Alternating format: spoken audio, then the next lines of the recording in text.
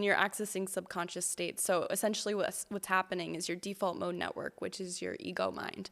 It's temporarily silenced after about 10 minutes of breathing. So what happens is like everything in the body that we're not feeling, that we're not giving space for in our day-to-day busy lives comes to the surface. You are your own greatest ally or enemy. Awaken the warrior within you. Take charge of your inner kingdom. Welcome to the Warrior Growth Academy podcast.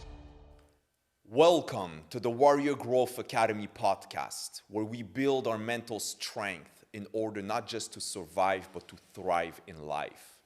We cannot survive, clearly not thrive, if we don't have food, if we don't have water. But these things we can go a few days without. But one thing we can't go even a few seconds or maybe minutes without is breathing. But breathing is not just inhale, exhale. There's actually different techniques of breathing.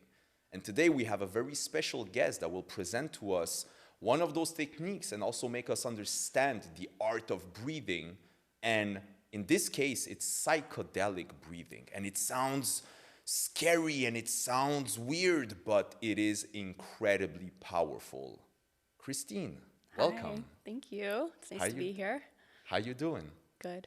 Very good. Amazing. So before we get into stories and explanations, tell us, what is psychedelic breathwork?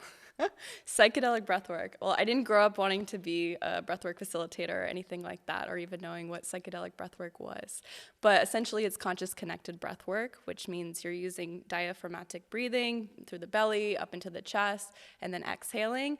And you can achieve similar states to psychedelic experiences. So I call it non-ordinary states of consciousness. Interesting. So when you say psychedelic, when we use the word psychedelic, I think it's correlated with plant medicine. So it's kind of a category of psychedelics. So it means there's kind of something released in the brain, right? Correct. So how would you describe that per se? Yeah. So similar to like psilocybin journey or LSD, like certain non-ordinary experiences can happen. You can see colors, you can see visions, you can have spiritual experiences. And that's actually how sort of breathwork, didn't start, but how it was popularized in the Western culture through the movement in the 60s with Stan Grof and Leonard Orr. They were looking for ways to invoke like psychedelic experiences without actually having to take psychedelics, because they were seeing like people heal from PTSD and trauma with psychedelics, but then it kind of got banned and stigmatized. So that's sort of how it was brought back into the Western world. Amazing. Okay, we'll come back to that because that's Yeah. obviously very interesting, Yeah. and I would love to know more. But tell me what journey you've been through before becoming a breathwork practitioner, having, I think, for more than a year now, doing all those events and kind of practices with groups of people. Tell me what journey brought you there. Sure. So my first experience ever doing breath work in a therapeutic setting was actually when I was 14.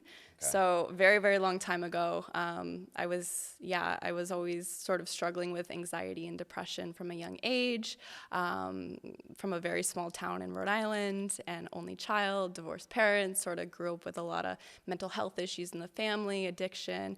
And I always really struggled. I always felt very alone, and I've always been a seeker. I've always been sort of seeking answers, seeking ways of healing myself, because I always had hope.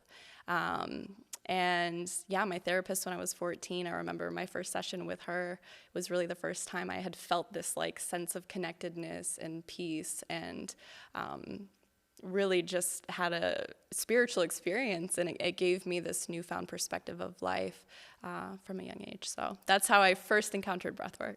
And then what happened later?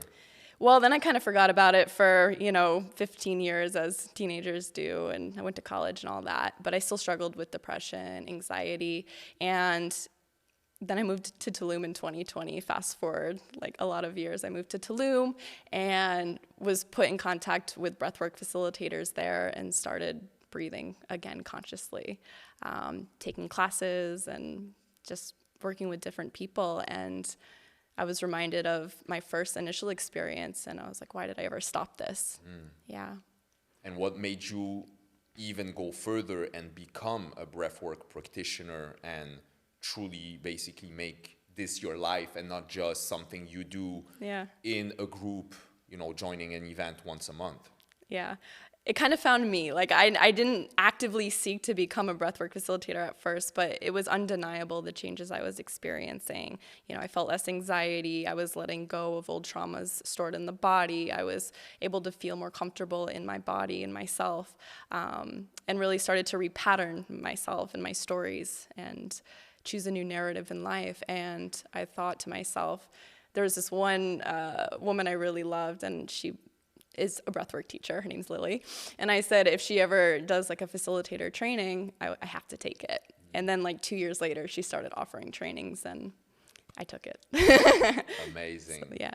How, before describing the experience for someone who joins it, what's the experience for the leader of this experience? Because it must be very different, because you are in a room with 15, 20, 25 people, and you're guiding this journey that is as much unique and collective at the same time. So tell me what happens in your mind and body in this process. Yeah. Well, it's a lot of responsibility. It's also very humbling. So at first I was really scared. I did not want to hold space for 20 or 30 people because I didn't want to be responsible. Like if something happened to someone and I didn't know how to handle it. But after, practice and learning and trusting myself and hearing the feedback from participants, I cultivated more self-trust. But yeah, there's so much energy in the room. Everyone's moving through something different.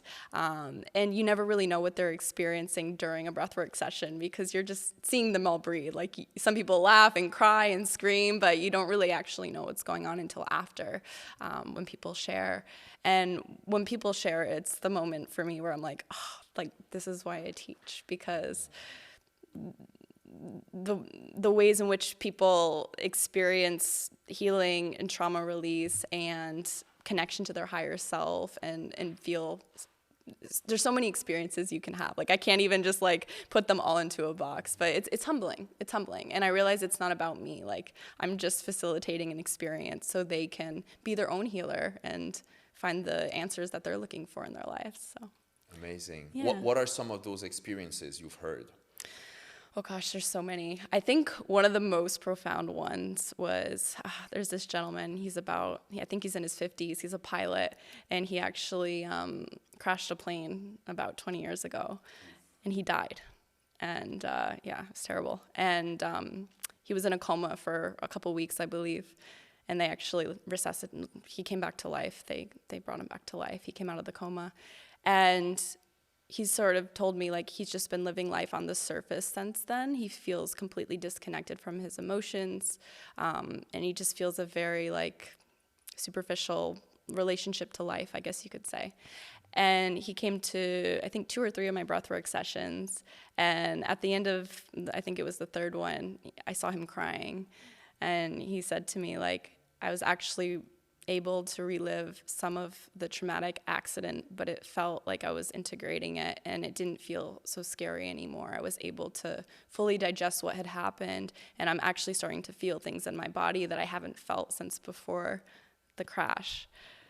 Yeah, and I was just speechless. Like, yeah, so that was probably one of like the biggest things that I had encountered. And to this day, sometimes he messages me saying like, oh, thank you so much. Like I'm still like working with breathwork, and like I hope to come to another class. So yeah. That's beautiful. That's very powerful. Yeah. So how would you explain what is happening in the body while people are breathing, while someone is breathing, and kind of that makes it possible for those experiences to happen? Is there kind of an explanation, scientific or body reaction? Yeah. What happens? So your carbon dioxide levels are lowering as you're breathing in this way. And as you continue to breathe and continue to breathe, they're lowering and lowering and lowering. So then when we do the breath holds, actually what's happening is you can hold your breath much longer, like up to 2 minutes, up to 2.5 minutes, because your sensor in your brain is kind of shrunk because it's the amount of carbon dioxide that's not in the body. So it allows you to continue holding the breath. And when that happens, like a lot of different chemicals are released in the brain, like dopamine, serotonin, really feel-good hormones. So a lot of things are happening in the body. Like scientists are still discovering what actually happens during breath work. But that's like at the very like base level, sort of what's going on. Amazing. I'll just add, in case, someone's listening and it sounds maybe very scary about, facing traumas and releasing stuff. And it's like, I don't want to go there. Yeah. It's also, and tell me if I'm the only one or not the only one, but it's also about, having clarity, accessing kind of a deeper sense of answers from you, from yourself. It's not coming from anywhere else because of that consciousness state, because of that different emotion that is happening, however, I can explain it. But every single time I've done psychedelic breathwork or even other types of those kind of more intense breathworks, right? Not the breathing that is more meditative, right? Meditation style, but more those active breathing styles. There's truly not just, trauma and release and facing demons, which I'm not saying this is a bad thing. No. I'm just saying it can go in different directions depending on your, I guess, intentions that you set in the beginning, depending also what you need in life, right? So am I saying this right? Absolutely. And you're accessing subconscious states. So essentially what's happening is your default mode network, which is your ego mind. It's temporarily silenced after about 10 minutes of breathing. So what happens is like everything in the body that we're not feeling, that we're not giving space for in our day-to-day busy lives comes to the surface. And our intuition, our subconscious knows best. Like often we get clarity when we're just truly like feeling and listening to our intuition. So that's, what can happen during a breathwork session. And sometimes at the beginning of classes, I'll ask participants, like, ask yourself a question or set an intention for the class.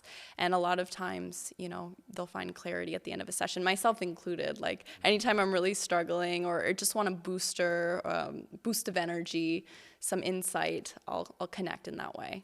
Absolutely. Yeah. And I won't be able to explain this in a scientific way, but I'm just always, when I read about those things, whatever is scientific or psychology, I just try always to remember enough to understand it, at least even for myself. So then when I apply it, it's not blindly because I've read it somewhere, but it's because I saw kind of the explanation and the truth, quote unquote, behind it.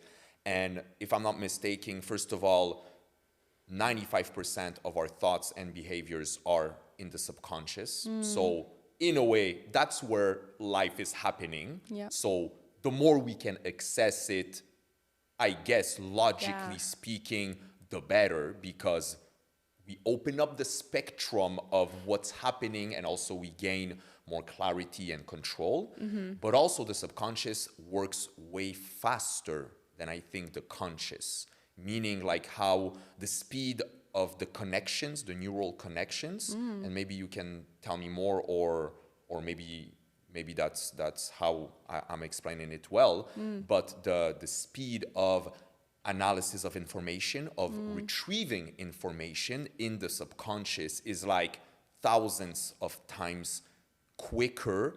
That means you're not kind of just getting information or a gut feeling out of the blue. It's literally you and all the information from your life that is being analyzed way more quicker than your conscious brain that is telling you this situation, this is what you should do, based on how you know yourself, based on all the experiences. Whereas when we're in our conscious mind, first of all, the speed of processing is way lower, but also we have kind of the logical mind coming into play. So, limiting beliefs, or also the judgment of others, or what we think we should do, right? So this is basically the beauty of working more and being more in the subconscious. Yeah, absolutely.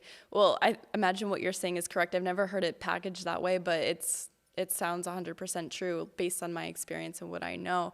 And it kind of goes into the box of neuroplasticity. So the first 25 years of life, like that's a generous window, but we're creating all of our beliefs about the world, how we show up in the world, what our experience means to us. And that's sort of how we form reactions later in life, like how we just respond automatically without even sort of thinking is based on the unconscious patterning that we have. Yeah. So actually when we're breathing in this way, it's super cool because we're able to kind of go back into the subconscious where these beliefs were formed originally and create new ones through neuroplasticity. So I think that's amazing because then we actually have an opportunity to create new narratives for ourselves and new ideas of who we want to be in the world. So yeah. Absolutely. Yeah. Without going too in the spiritual realm, but at the same time we can go, actually, forget it, what I said.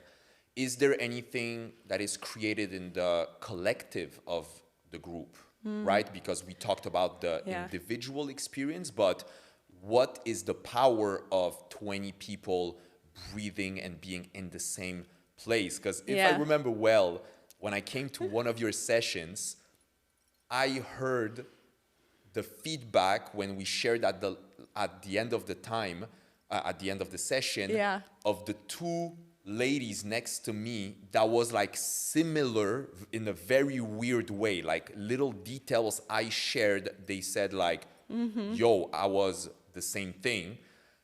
And they shared that this didn't happen the last time and the last time. So like, is there an explanation? Like what is happening? That is a great question. The short answer is like, I don't know, but I assume it has something to do with the collective energy, right? We're all breathing together and we all have our own intention, but sometimes, we're feeling other people, we're picking up on the energy in the room, or maybe we're all just moving through similar things. But it wasn't just your class, like many classes when people share, people will be able to relate with one another of like, oh, that was also my experience. Actually, one of my first classes that I ever did, it was in Tulum and my dad came to, and it was a full room, and there were like 4 women like after sharing their experience, and they all had like a dead relative come to them, like all 4 of the women. And remember my dad was like, what is this, where am I, sort of. But like and they were all relating to each other, like it was creepy, it was weird, but it can happen in different ways. So I think it's just we're all sharing energy together. We're all in our subconscious, so we're picking up, we're feeling into the vibration. Yeah.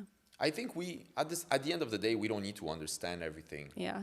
I think it gives even more magic to this life where not everything has an explanation, but for sure what's interesting is the observations when something repeats itself many, many times in different places. Yeah.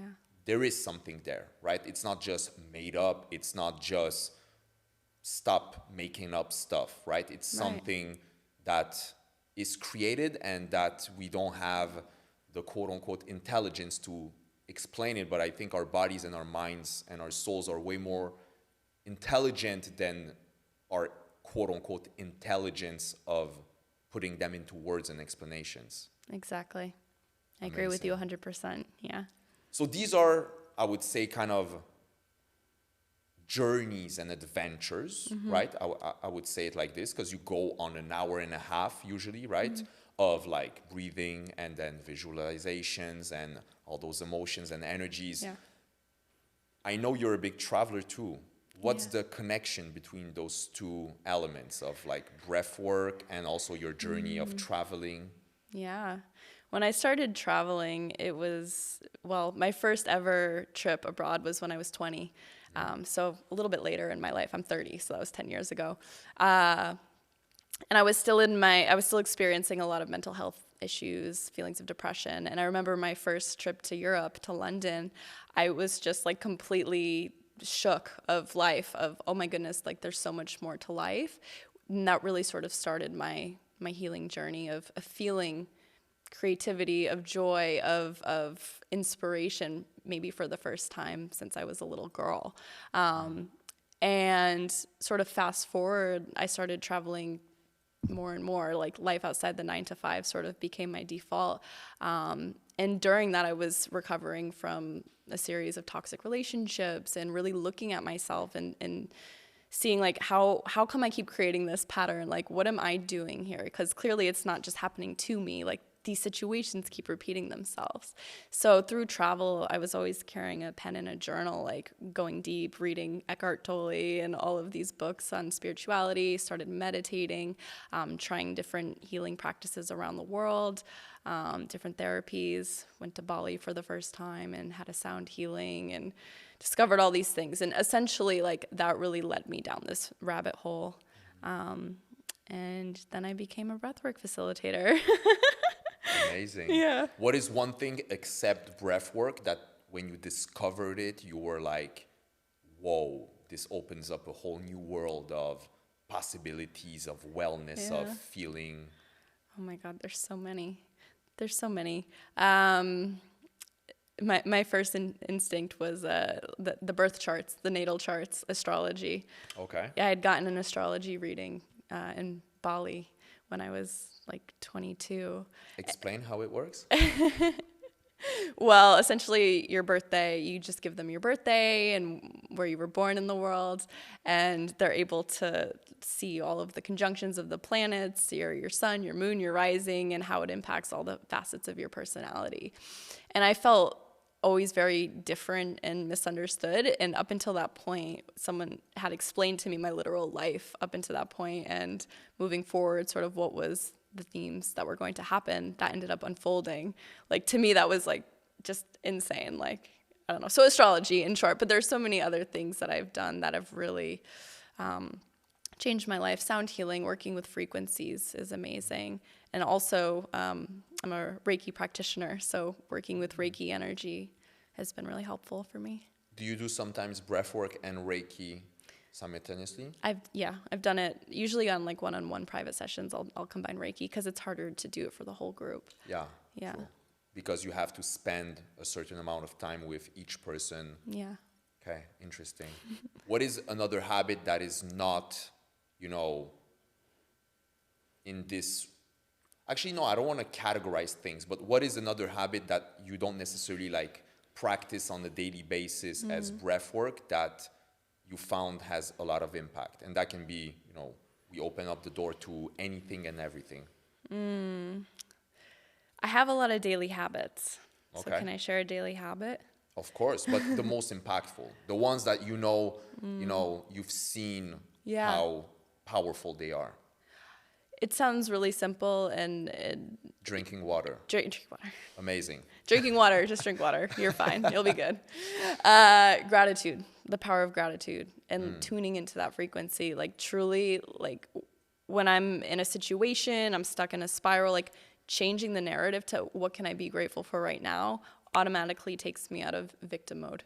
And I'm able to really, okay, like, things aren't that bad. And it's really small, but it's a huge mindset shift when you can tap into the frequency of gratitude. So that's something I try and do as often as possible. Yeah. How do you get grateful when life is hard, when you have a shitty day? Like, how do you switch from some stuff is happening, you're feeling powerless, you're feeling not well? How do you flip to gratitude? Yeah, that's a good question. For me, sort of zooming out and looking at the timeline of my life, knowing it has its ups and downs and ebbs and flows, but I've always been okay no matter what, and things have usually always worked out for me no matter what, will take me back to a place of, okay, this isn't happening to me, this is happening for me. Maybe I can't see it right now in this moment.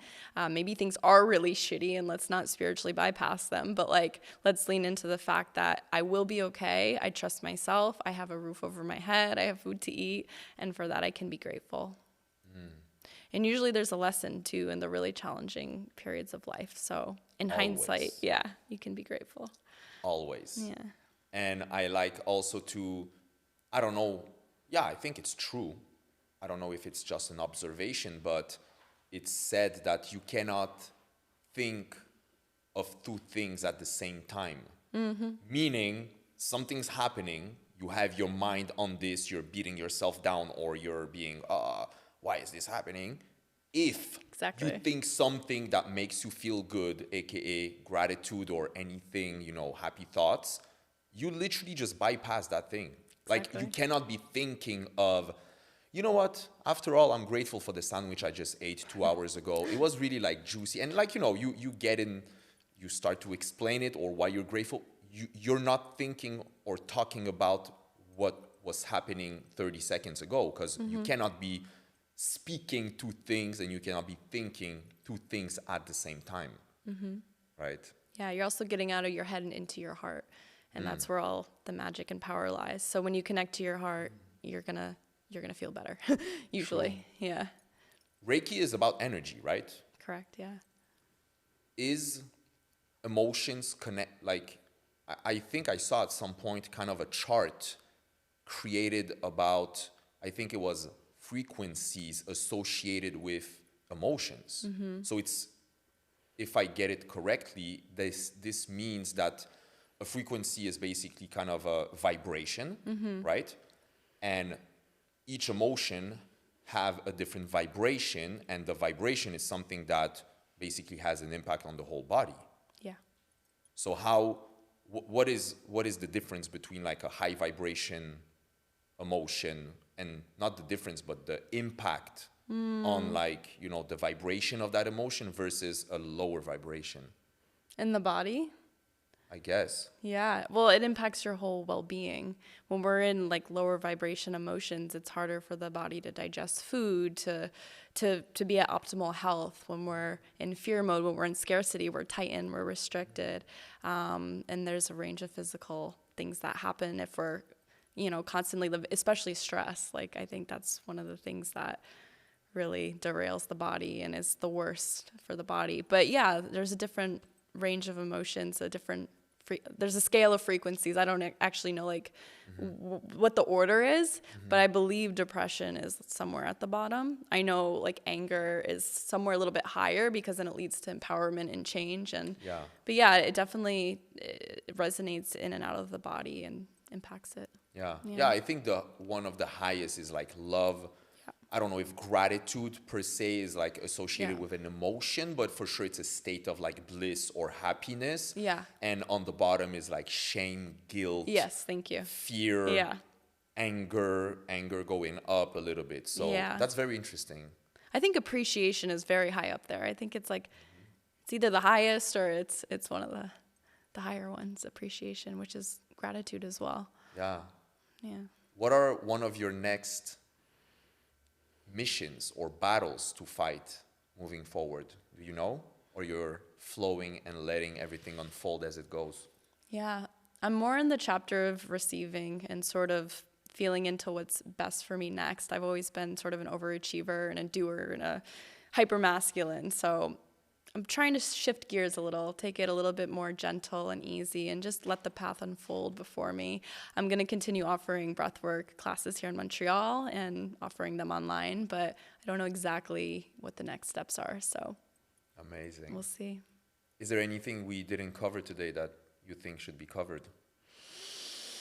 I'd love to talk about nose and mouth breathing really quickly, because it's super important. So I like to create this analogy of like, you have a house, right? And you want to keep your house clean, which is your body and your mind and everything like that. And every now and again, you want to do like a spring cleaning, like a clean out of the trash. You want to get rid of your old clothes. And that's mouth breathing. It's like a deep, deep, cathartic sort of clean out of the body. But you don't need to do that necessarily every day, right? To maintain the body and be in optimal health, you want to be breathing through your nose like 99% of the time. Yeah. So that's just like a light dusting, keeping your space tidy. And I just love that analogy for breath work, because it's basically in psychedelic breath work, we're breathing through the mouth, which for long periods of time is a no-go. But essentially, like, just doing that for a short period of time, you're able to really like get out the garbage in the body and then kind of release it, and then just maintain yourself into optimal well-being through nose breathing.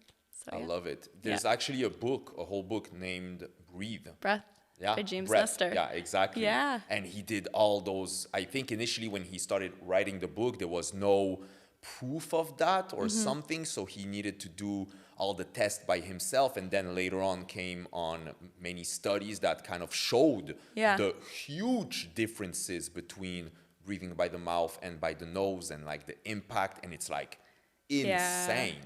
Yeah. It's not just like better, it's insane. Yeah, that's one of the books I read as part of my facilitator training. But yeah, like it can cure sleep apnea and high blood pressure, like even just like putting mouth tape on at night to sleep. Like if you're a mouth breather, like retraining the If body. you're Snoring, or anything. yeah, it's insane. Before we go, I believe there's something associated with, you know, when we inhale or exhale, right? Like one is, there's some difference. Like in the breath work, whatever type of breath work is, what's the difference between, you know, if we make a exhale longer or if we make an inhale longer? Like, So that it's so that there's many answers. So I guess like give them all. so from what I understand, so when you're inhaling, you're down regulating the body and the breath. You're bringing relaxation into the body, the parasympathetic. And when you're exhaling, that's the activation. So that's the sympathetic nervous system, fight or flight, getting ready to run. You're breathing through your mouth. So that's why we want to be breathing through our nose and taking equal inhales and exhales as long on a daily basis. Yeah, on a daily basis. I think it's like 5.5 second inhale, 5.5 second exhale for optimal balance. So amazing. Yeah. Amazing. This is beautiful. Thank you so much for being here, and thank you so much for making those incredible sessions on the Academy. Make sure to check them out. As weird as it might sound for you, Psychedelic Breathwork, I guarantee those 4 sessions, there's one for manifestation and empowerment, there's one for releasing stress, there's one for all types of objectives. And Christine is incredible in guiding. In very simple terms, she explains all the technique in each session. There's some music in the background. She guides all the breath work, and it is truly, truly magical. Make sure to subscribe to the channel to not miss those conversations, and I'll see you at the next one.